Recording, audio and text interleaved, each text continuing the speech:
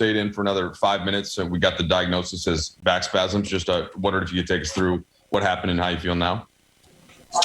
Yeah, the ankle was fine. Tweaked it, but it wasn't bothering me. The back locked up pretty bad, so that's it. Couldn't really move. Feels a little better now, and see how it is tomorrow. So test it out when you wake up, and you kind of determine your status for the Portland game tomorrow. Yeah, I mean, I should be good to go tomorrow based on how it's feeling now. But yeah, I mean, still wake up and test it out. But my plan is to go tomorrow. Anthony, probably tough to take too much from this game, considering you left. Obviously, no LeBron, no Dennis, no THT. Where would you put the state of the team right now as you guys are still fighting through all these injuries at this point of the season? I've been working on, so I didn't really see much of the second half. But I think, I know the spirit in the locker room is still high. I mean, guys came in after the game and said, put it behind us, we got another ball. So guys are still great with their minds and their spirit about, the rest of the season and obviously we're fighting for playoffs spot, and tomorrow's probably the biggest game after these games. So, guys are still optimistic, and we're still fighting. And guys' spirits are still high. Okay, Dave McMenamin, please. AD, considering you just called tomorrow's game the biggest game, will that factor into your decision-making as you evaluate the back tomorrow, even if it doesn't maybe feel 100%? Would you feel compelled because of the circumstances of the game to give it a go? Yeah, I mean, we do have a day off the next day.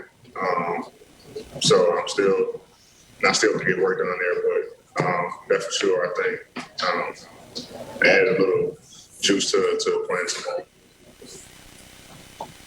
Okay, Dan Wojcicki, please.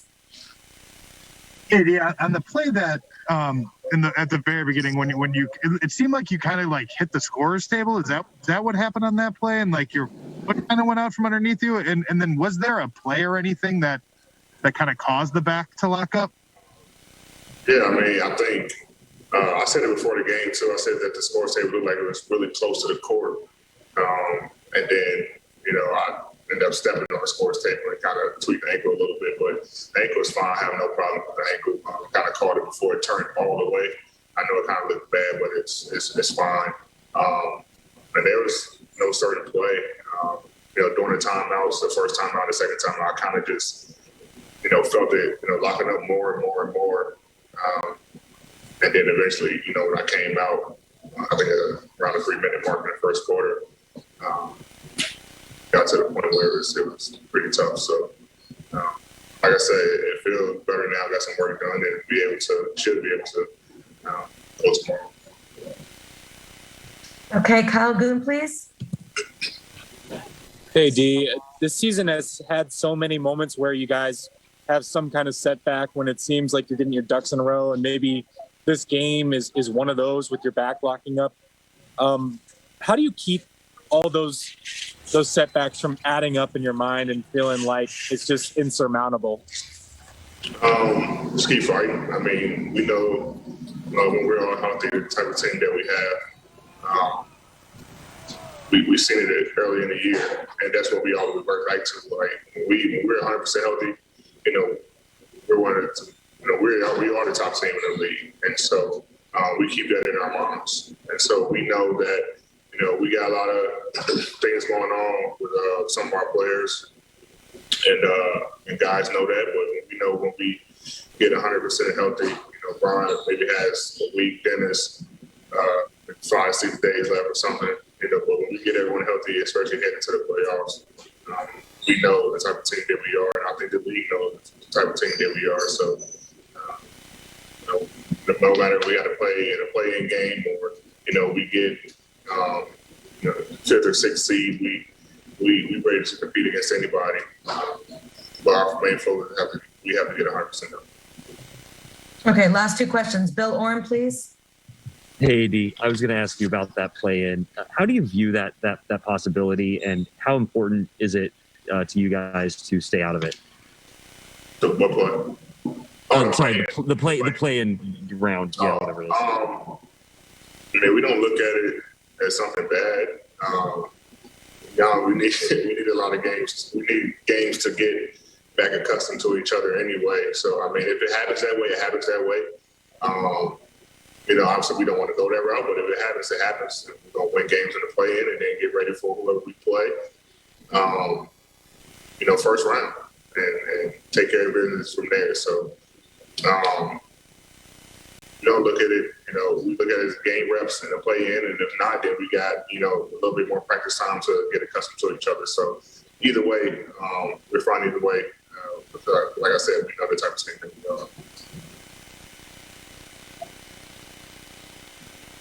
Last question, Mike Trudell.